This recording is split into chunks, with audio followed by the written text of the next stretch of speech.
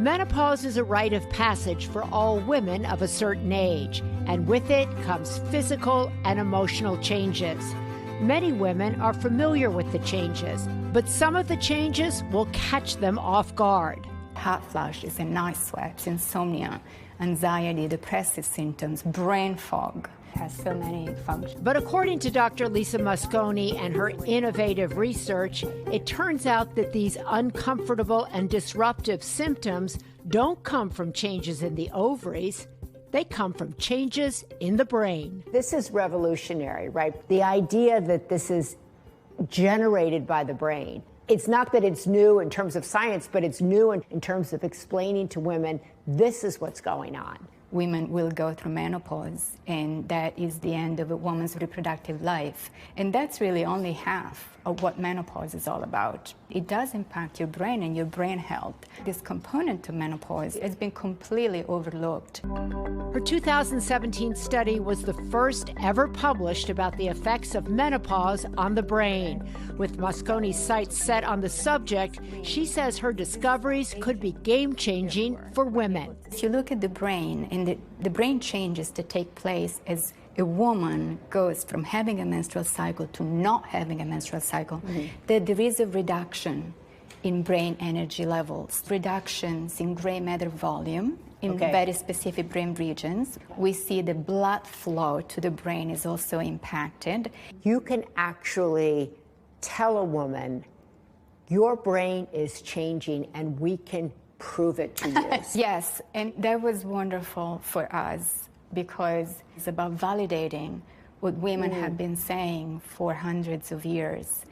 Until now, women have been given little information on this transitional period, what she calls going from reproductive to productive. And while many might fear the changes, Mosconi says she believes for some women, their brains could actually be better after menopause than before. What we find during puberty and during pregnancy is that the brain actually shrinks. And this shrinkage means that some neurons are lost. And perhaps that's also part of what we're seeing in menopause. All those neurons that are important for reproduction, you don't need them anymore. So you're saying that you have a theory that menopause actually might be good for the brain and that it's a chance to get leaner, and meaner or more efficient. This is something we're testing right now. The menopause brain is a brain in transition, and that comes with some vulnerabilities, but also with resilience. And the resilience aspect has really been overlooked in Western medicine. What do you want people to take away from the menopause brain? Women have been taught to really fear their hormones and doubt their brains. And that is unacceptable. The more women talk about menopause openly, the sooner we'll be able to come up with the information that we really need to make sure that all of us can embrace this life event without fear, but armed with knowledge and confidence. I think that's the main thing, armed with knowledge and confidence. And this book is called The Menopause Brain, but these symptoms start in perimenopause. So women will experience depression, irritability, lack of sleep, all of these things that they often go to the doctor and are given an SSRI because they're told they're depressed. But this is a normal part of the perimenopause to menopause transition.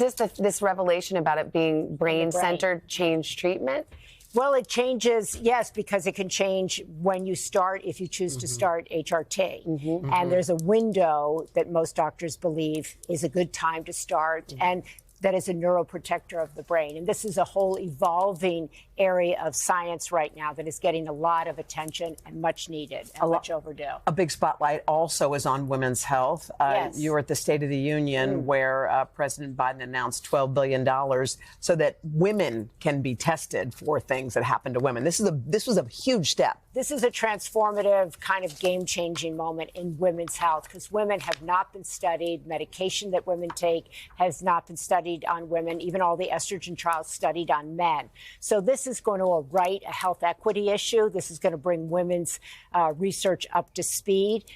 He's going to sign some executive orders, some things he can get done, but this is also going to need congressional approval. But women deserve more tests, more research, so that they can make decisions in their health journey based on facts. So studying women's issues, but also using women in studies of drugs that are for men and women. Studying women also, particularly at midlife, right, and beyond, which is the time that women get sick, where many of the chronic diseases begin. It's hard to believe that a lot of these drugs are only tested on men. So well, they're like, estrogen?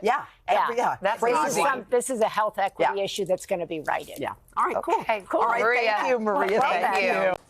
Hey, thanks for watching. Don't miss the Today Show every weekday at 11 a.m. Eastern, 8 Pacific on our streaming channel, Today All Day. To watch, head to today.com/allday or click the link right here.